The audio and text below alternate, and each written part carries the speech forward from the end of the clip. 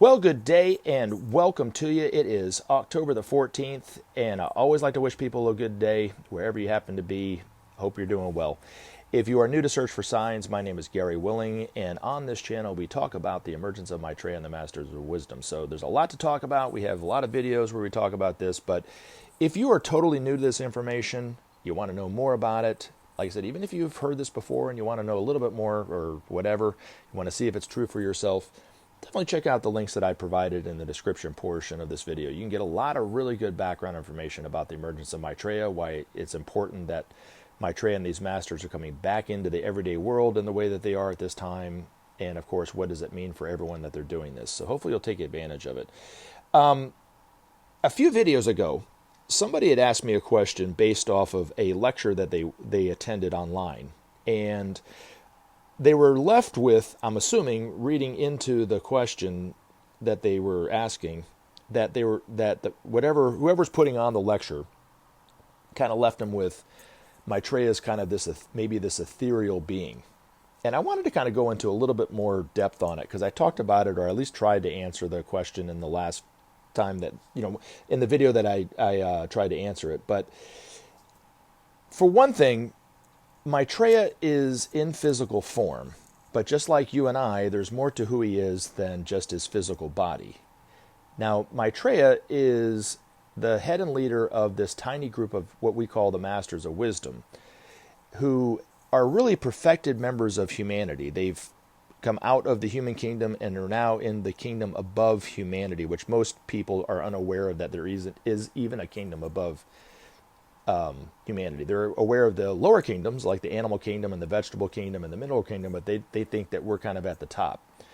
Now, as time goes on, we'll start to learn that there's actually an infinite number of kingdoms above humanity. We're not the top of the heap like we've been taught our whole lives and the generations before us have been taught. But these Masters of Wisdom are coming back now to teach humanity the way forward, to also help us save our planet from destruction. That's really why they're here.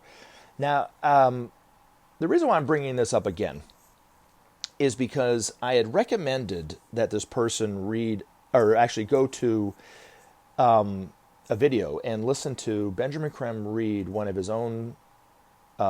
the articles from his own master entitled "The Son of Man," and she thanked me for it. And I find this article to be very moving myself, so I definitely recommend checking out Benjamin Creme reading "The Son of Man," because there he talks about Maitreya in a way that and you get a sense of who Maitreya is better than you can anywhere else. So hopefully you'll listen to it. But I do want to read something. Okay, it's not the whole article. Okay, "The Son of Man." I've done that before in the past, or I've read that article too. But I want to kind of just focus in on the priorities of Maitreya, because I think it's important, if you're interested in this information on whatever level, to start to familiarize yourself with Maitreya's priorities, because he's going to be presenting this to humanity, that we need to start doing these things. It all starts first and foremost with the principle of sharing, because the nations of the world have to start to trust one another in order to solve the problems that are facing humanity, like the environment and so forth, like war and terrorism and those kind of things. But what then? What lies ahead of humanity if we do this? And this is something I think we should all be keeping in the forefront of our mind. And we'll talk more about this in future videos. I just want to kind of touch on it today. In this article, "The Son of Man," that Benjamin Creme's master wrote, toward the end of it, he said, "Let us look at his priorities: the establishment of peace, the inauguration of the system of sharing, the removal of guilt and fear, the cleansing of the hearts and minds of men, education of mankind in the laws of life and love, an introduction to the mysteries, the beautification of our cities, the removal of barriers to travel and interchange of peoples, the creation of a pool of knowledge accessible to all."